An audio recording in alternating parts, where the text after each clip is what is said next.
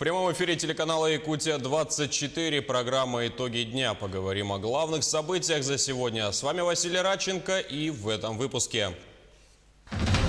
Собаки напали на детей прямо внутри школы Якутска. В результате инцидента пострадало несколько человек. Допустил опасных четвероногих в учебное учреждение.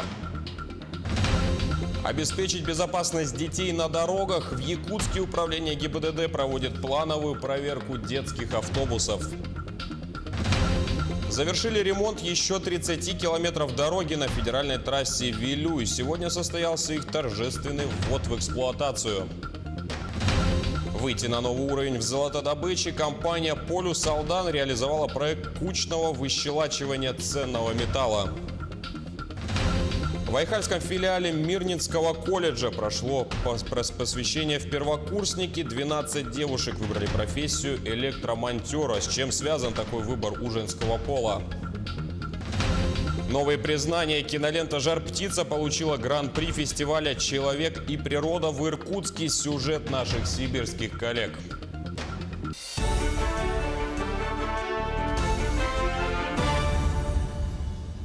Завершен ремонт еще 30 километров дороги на федеральной трассе Вилюй. Сегодня состоялся торжественный ввод в эксплуатацию двух участков с 26 по 44 и с 55 по 69 километры. Мероприятие посетил и наш корреспондент Анастасия Кобызева. Со скоростью более 100 километров в час на одном дыхании, без каких-либо препятствий. Теперь так можно преодолеть участок трассы Вилюй с 26 по 44 километр. Компания «Дорис» начала реконструкцию в 2014 году. Дорожные работники уложили качественный асфальт, откосы укрепили биоматами и георешеткой. По крайней мере, будут укреплены, они не даст покрытию в дальнейшем, чтобы нагрузки, которые сейчас увеличились на дороге. Но это было сделано, чтобы проезжаемость автотранспорта, который сейчас перевозки делают, чтобы значительно все это выдержало на все нагрузки, это покрытие. В дальнейшем служило всем, получается, жителям Якутии и проезжающим.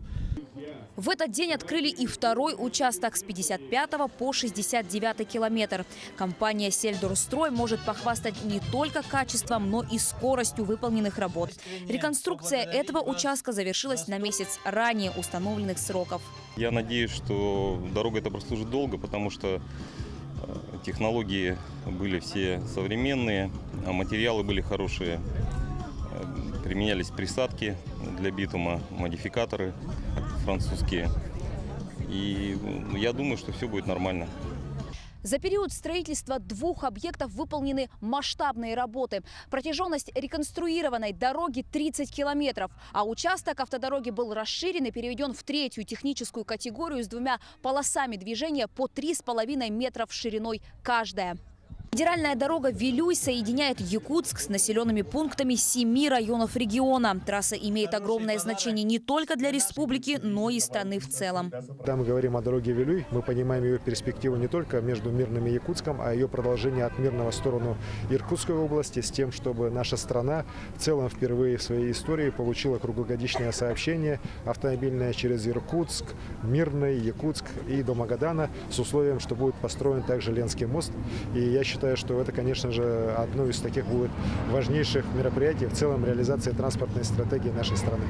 Все для удобства и безопасности водителей. В ходе работ ликвидированы опасные повороты, спуски и подъемы. Дорога стала значительно ровнее. Существующая дорога, она была в изгибах, вся эта самая, недопустимых радиусах поворота.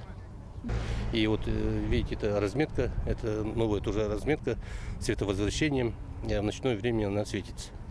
В целом, к концу текущего дорожно-строительного сезона на данной федеральной трассе в должное состояние приведут 140 километров дороги. Ведь главное, чтобы каждый водитель безопасно доехал до точки назначения.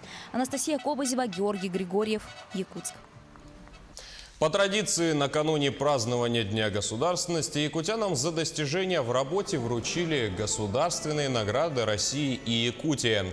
В своем выступлении Айсан Николаев отметил, что благодаря созидательному труду якутян сегодня республика славится не только промышленностью, производством, добычей полезных ископаемых, но и инновационным производством и креативной индустрией. Наградами удостоили лучших передовиков производства, творческих работников, государственных служащих. Им вручили медали, ордена за заслугу перед Отечеством, присудили звания почетных работников, грамоты президента России, руководителя республики и знаки отличия «Гражданская доблесть». Мой коллектив, правительство республики оценили не только мою работу, но работу всего нашего коллектива, нашего учреждения в республике. За то, что мы несем в бюджет поступления вместе с налоговыми органами, за то, что мы помогаем пополнению бюджету. Все это, конечно, в этой грамоте. В новом созыве Илтумена появились два новых комитета. Это комитет по экономической, инвестиционной и промышленной политике и постоянный комитет по предпринимательству, туризму и развитию инфраструктуры. А постоянный комитет по делам семьи, детства, молодежи и спорту разделили на два самостоятельных комитета. Отдельно по делам семьи и детства и отдельно по делам молодежи и спорта. Во второй день депутаты утвердили составы этих комитетов и комиссий, а также приняли постановление о сохранении федеральных льгот по имущественным налогам отдельным категориям граждан.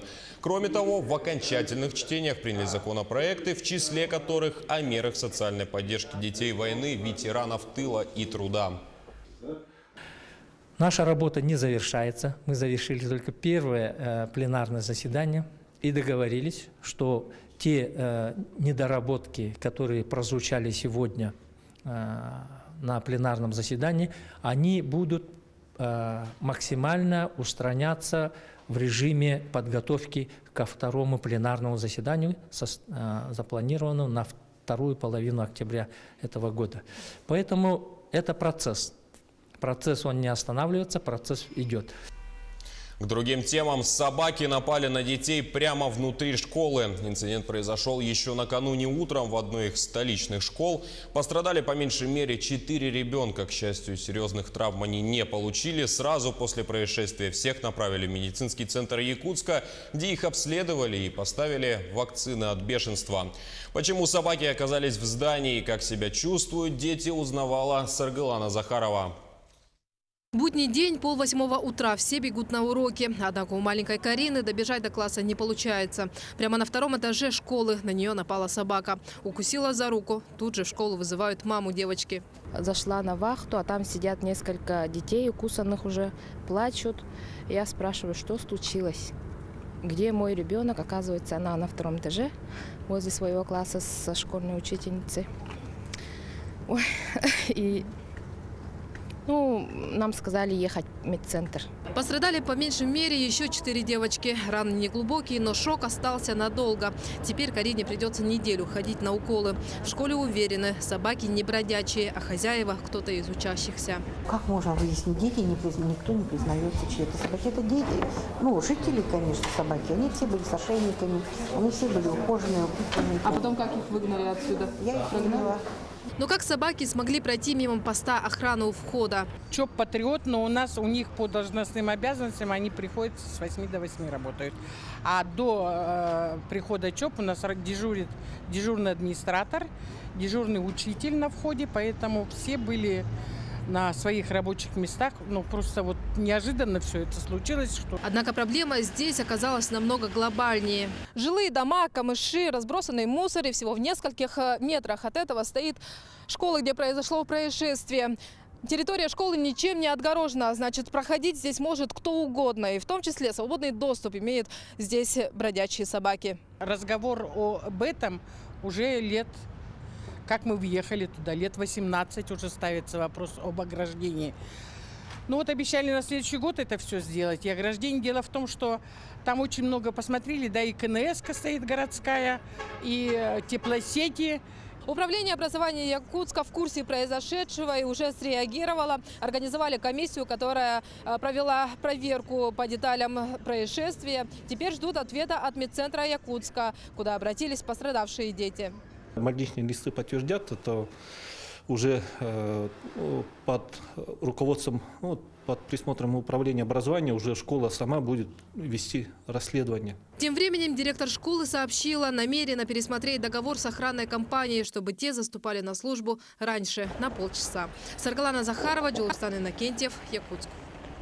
Другой инцидент произошел в селе Иенгра Нерюнгринского района. Там мужчина убил свою сожительницу из-за ревности. По данным следствия, 43-летняя женщина и 58-летний подозреваемый распивали спиртные напитки в квартире, где совместно и проживали. Мужчина начал предъявлять своей подруге претензии, обвиняя ее в измене, после чего выстрелил в голову из охотничьего ружья.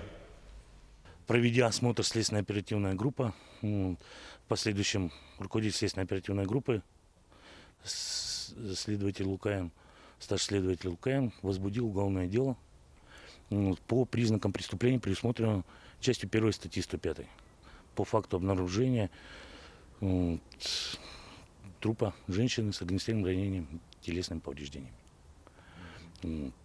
В ходе первоначальных следственных действий, проведенных членами следственно-оперативной группы, было установлено, что между сожителем данной женщины в ходе распития спиртных напитков произошла конфликтная ситуация.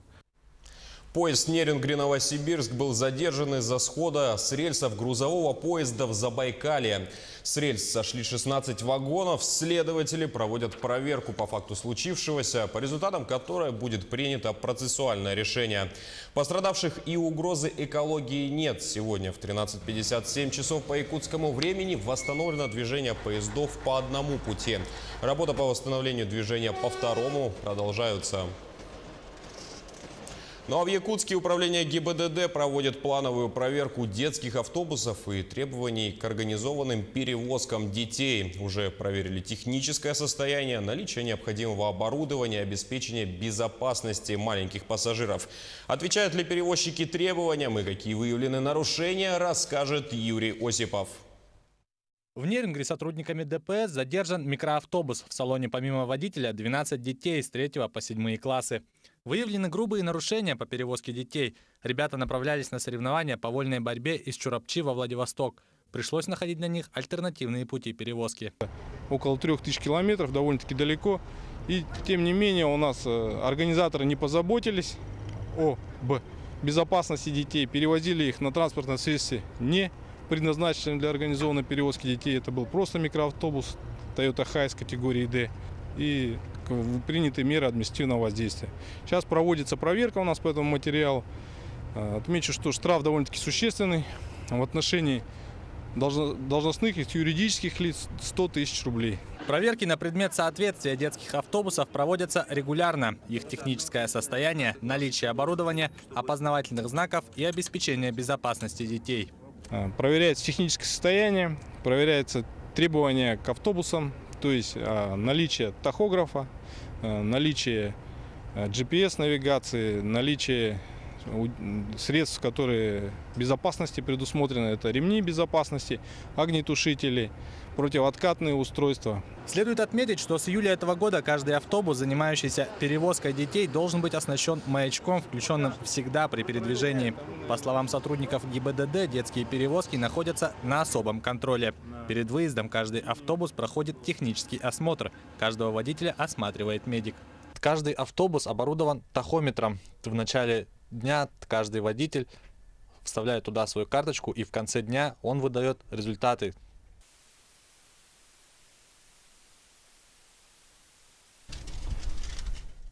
Это полная распечатка того, где был автобус в течение дня и с какой скоростью двигался. В МУП ЕПАК есть 24 лицензированных автобуса, которые занимаются перевозкой детей. Работаем с окружной администрацией города Якутска, с управлением образования. У нас заключен муниципальный контракт. Возим по заявкам школ на образовательный процесс. Это уроки, дополнительные занятия и мероприятия, которые включены в план работ управления образования. Туда мы обеспечиваем школы всех города Якутска и пригородов. На сегодняшний день нарушений в области перевозки детей в МУП ЕПАК не выявлено. Проверки продолжаются. Юрий Осипов, Григорий Охлопков, Якутск. Дорога Колыма в районе Аймикона всегда была нелегким испытанием для водителей. Тем более в осеннее время, когда появляется первая наледь и ночью видимость сходит на нет. Насколько опасно на автотрассе сейчас в материале Светланы Поцелуевой. Участок федеральной дороги Колыма, проходящий по Аймиконскому району, считается сложным и местами опасным. А в это время года, когда ночные температуры уходят в минус, а днем все тает, водителям на трассе приходится, что говорится, несладко. Мы едем с Якутска. Дорога плохая, скользкая. Не чистить, снег там. В этом перевале еле-еле. Мы 2 дня, наверное, там стояли. Ну, еле вытащили. Работники дорожной службы работают в усиленном режиме, стараются подсыпать и расчистить опасные участки. Вся техника работает. Где снег, там КДМки чистят, подсыпают. Где грязь, срезаем. За скоростным режимом на дороге строго следят сотрудники ГИБДД. Нам коротко рассказали о причине воскресного ДТП. Из-за плохих погодных условий на Альтянском перевале водитель автомашины КАМАЗ из-за несоблюдения скоростного режима на скользкой дороге совершил опрокидывание автомашины. При плохой погоде дорожные условия ухудшаются, и это требует от водителей повышенного внимания и бдительности на дороге. Отделение ГИБДД по Аймиконскому району обращается ко всем автолюбителям с убедительной этой просьбой подготовить свои автомашины к зиме, заменить летние резины на зимнюю. Тем временем в Ленске начато асфальтирование дорожного полотна по улице Объездная. Планируется отремонтировать участок дороги от административного здания Ленского лесничества до поста ГИБДД в общей сложности 1300 метров. На время ремонта, который предположительно закончат в течение недели, движение перекрывать не стали. Автомобили могут двигаться по одной полосе. Ремонт на этом участке проходил 6 лет назад. Тогда иногородняя фирма уложила асфальт только в один слой. Сегодня работы приходится переделывать, но они пройдут быстрее, так как старый слой снимать не придется, а только лишь уложить второй. Асфальт, срок его пользования не истек, то есть смысла снимать его нету, позволяет, его качество позволяет уложить второй слой, который, равнейший слой лежит, второй финишный, начали сейчас ложить. Золотодобывающая компания «Полюс Алдан» реализовала проект кучного выщелачивания золота. В прошлом году в рамках опытно-промышленных испытаний там добывали первые килограммы золота. С подробностями Руслан Павлов. Горнодобывающее предприятие «Полюс Алдан» в течение последних лет активно развивает свое производство. Ежегодно увеличиваются объемы переработки горной массы и извлечения золота. Это происходит не только благодаря совершенствованию работы на золотоизвлекательной фабрике, но и внедрению метода кучного выщелачивания. Для «Полюс Алдан» это направление далеко не новое. Еще в 70-х годах прошлого столетия здесь отрабатывалась тогда еще новая для Якутии технология КВ совместно с научно-исследовательскими институтами. Очень давно хотели организовать добычу золота кучным выщелачиванием.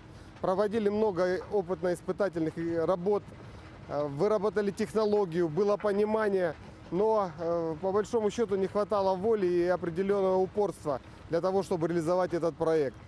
Реализовать проект оказалось непростым делом. Понадобились не только волевые решения и инвестиции, но и новаторские предложения и смекалка. Глинистые породы Куранахского рудного поля очень сложные для переработки. Пришлось адаптировать к северным условиям оборудование, отметим, российского производителя. Адаптировали оборудование, то есть снизили аварийные простои. И сегодня, после завершения укладки в этом году, приступим точно так же в зимний период подготовки к укладке следующего сезона. Примечательно, что технология переработки руды методом кучного выщелачивания позволяет задействовать забалансовую руду, которая десятки лет хранилась в отвалах. В этой бедной руде десятки тонн золота, и его время пришло.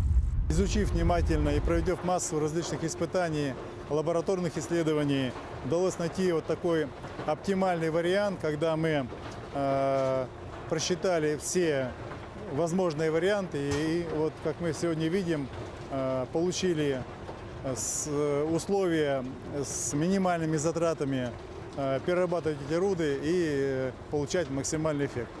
Максимальный эффект заключается и в том, что методом кучного выщелачивания полюс Алдан извлекает 70% металла из руды с низким содержанием золота. В эти показатели мало кто верил, но сегодня это уже состоявшийся факт. Даже здесь ученые говорили, что больше 60% нам не удастся, но нам удалось.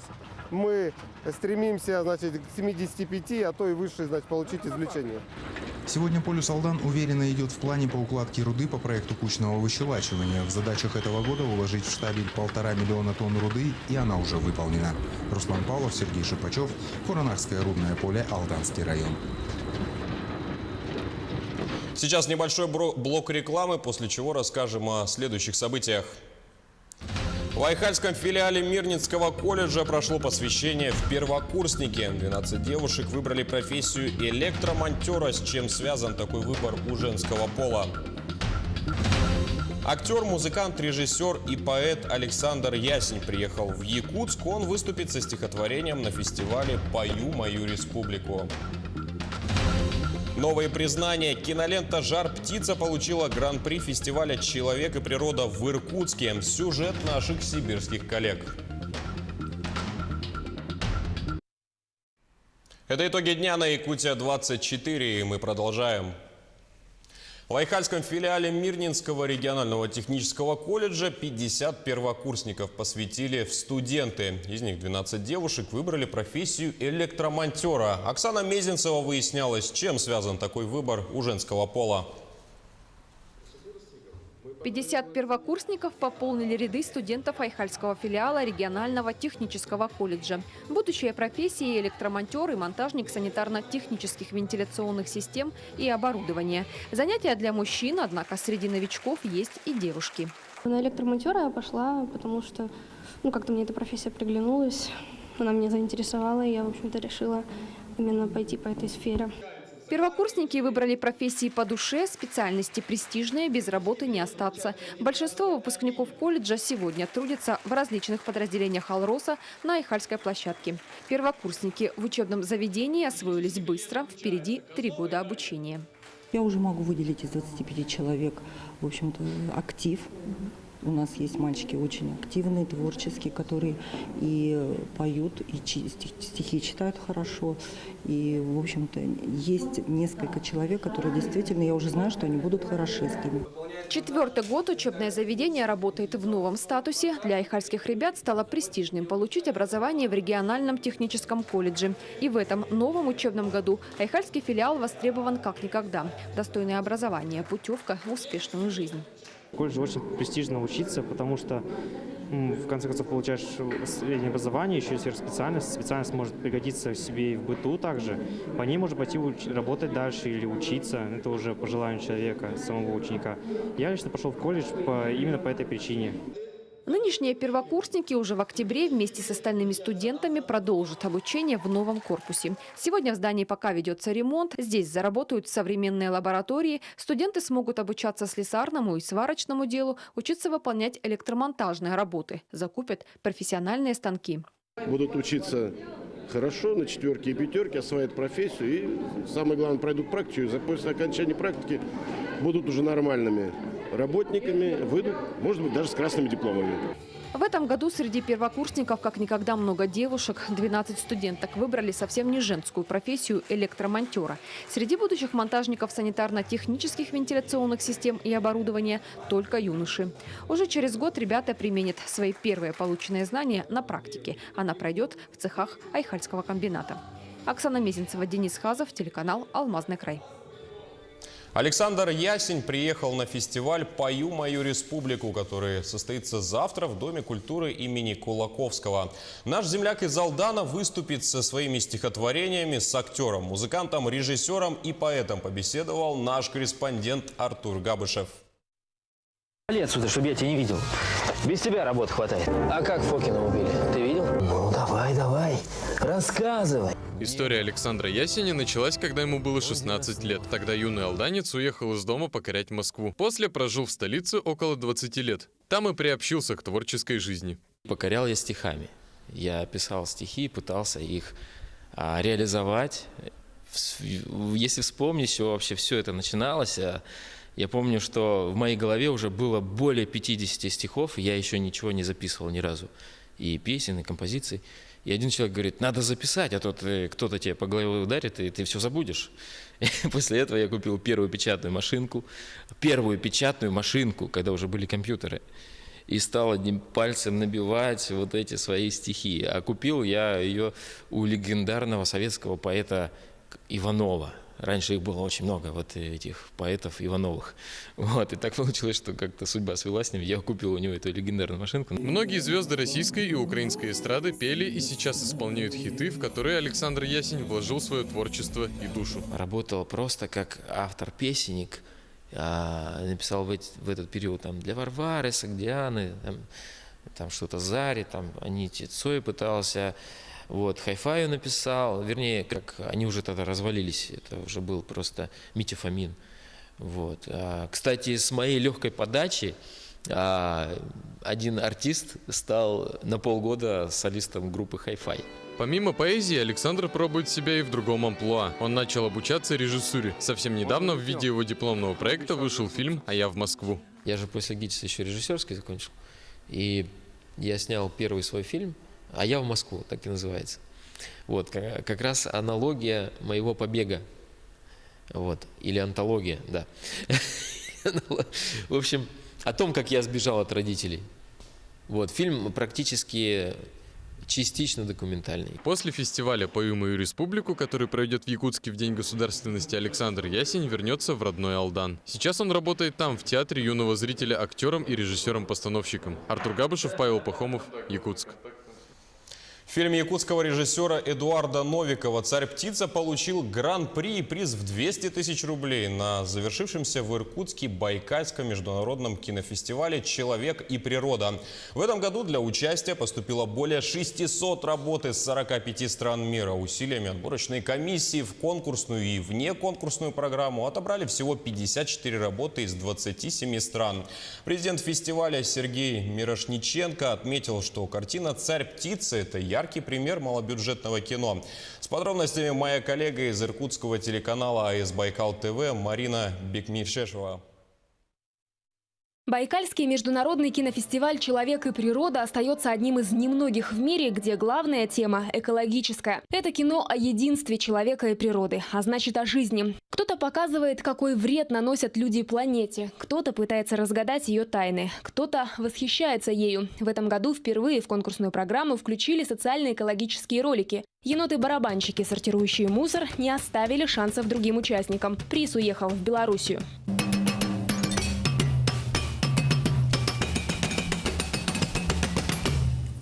А приз «Байкал» за остроту поставленной проблемы достался фильму «Ковчег Оноты». О климатических изменениях в нем рассказывают на примере трагедии тихоокеанского государства Кирибати, которое буквально уходит под воду вместе со 100 тысячами жителей. В номинации «Документальное кино» победу одержал фильм «Пластиковый Китай». Там, на отравленной земле, люди живут с надеждой на счастливое будущее своих детей. А кому вручить гран-при, жюри решило единогласно. Есть такой очень важный для меня момент, и здесь я присматриваюсь к каждому члену жюри. Есть такое понятие, может быть, не совсем грамотное с точки зрения русского языка, для меня торкнуло, не торкнуло. То есть бывает картина очень вылизанная профессионально, но вот она эмоционально не задевает. А где-то есть шероховатости, но это настолько искренне и сильно, что вот она иногда бьет в сердце значительно сильнее, чем более профессионально, но оставляющая тебя холодная картина.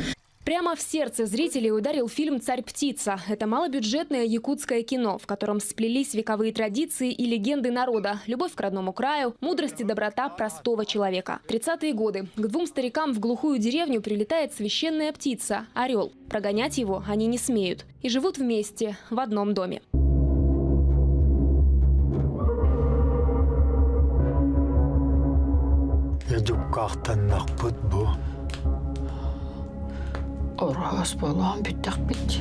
Исполнитель главной роли Степан Петров всю жизнь работал шофером. Уже 35 лет он играет в любительском театре своего села Кюрдем. Недавно Степану Дмитриевичу присвоили звание заслуженного артиста Якутии. С «Царь-птицы» в 73 года для него началась большая актерская карьера. Такие фильмы надо ставить и молодым поколению надо учить свои обычаи. Надо уважать, надо к природе так относиться бережно.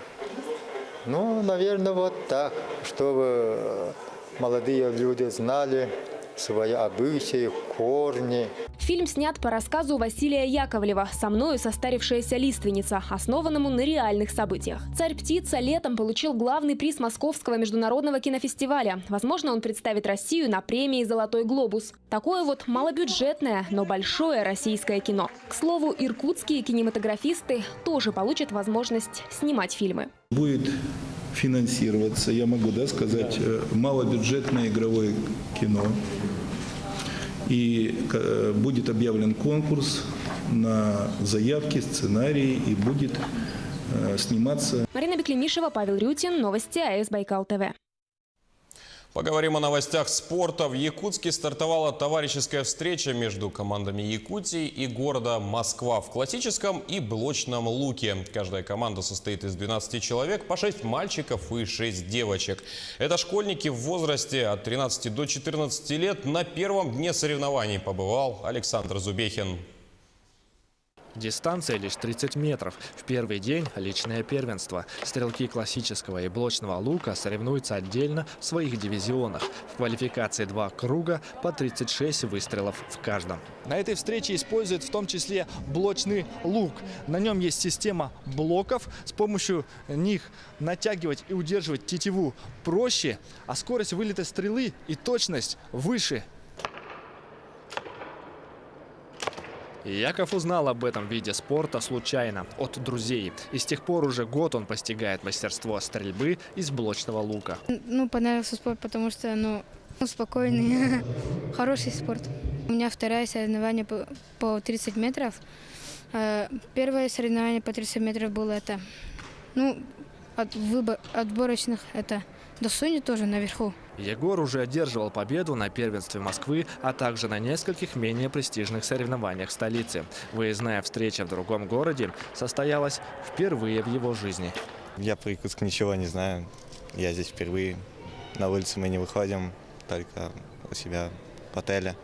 Настрой отличный, эмоции надо откинуть. Мой первый результат пока меня не радует, но я соберусь и постараюсь сделать лучше. Цель встречи не только выявить самого меткого стрелка, но и познакомить московских ребят с нашим прекрасным краем. И тут не только спортивная составляющая, но еще и, скажем, ознакомление с регионом будет у москвичей. Они у нас вчера и сегодня будут ходить по экскурсиям, знакомиться с нашим бытом, с нашим городом. Поэтому, чтобы у ребят представление было, я думаю, это очень полезно. По итогам квалификации станут известные лидеры и стрелки, набравшие меньшее количество баллов. Они выйдут на спарринг, где будут стрелять парами. Тот, кто одержал победу в этой схватке, пройдет дальше, чтобы бороться за призовые места. Счастливы, конечно, что вы приехали сюда, что наконец-то есть дружеское соглашение между Москвой и Якутией. Что проходят такие встречи. Надеемся, что это не последний раз. Мы сюда приехали в составе сборной Москвы, младшего возраста. Посмотрим и поборемся за медали. Будем надеяться, что у нас что-то получится. Соревнования продлятся 2 дня и завершатся командными схватками по стрельбе из классического и блочного лука. Лучшие стрелки в своем дивизионе получат медали, грамоты и бесценный опыт. Александр Зубехин, Павел Пахомов, Якутск. И в завершение программы напомним, что завтра, в День государственности республики, состоится инаугурация избранного главы Якутии Айсена Николаева. Эфиры, посвященные торжественному мероприятию, начнутся на телеканалах «Якутия-24» и НВК «Саха» с 16:30 вечера. При вступлении в должность избранный глава на 2 государственных языках произнесет присягу. Ему вручат особый церемониальный знак с элементами якутского национального орнамента, а также штандарт главы республики. Во время официальной церемонии пройдет старинный обряд посвящения верховного главы земли Олонхо, символизирующий неразрывную связь времен и исторических событий. Также трансляцию передадут на официальном сайте нашего канала, на радио Т-Тим и в социальных сетях. На этом наша программа подошла к концу. Мы продолжим следить за развитием событий и держать вас в курсе новостей. Спасибо за внимание и всего вам доброго.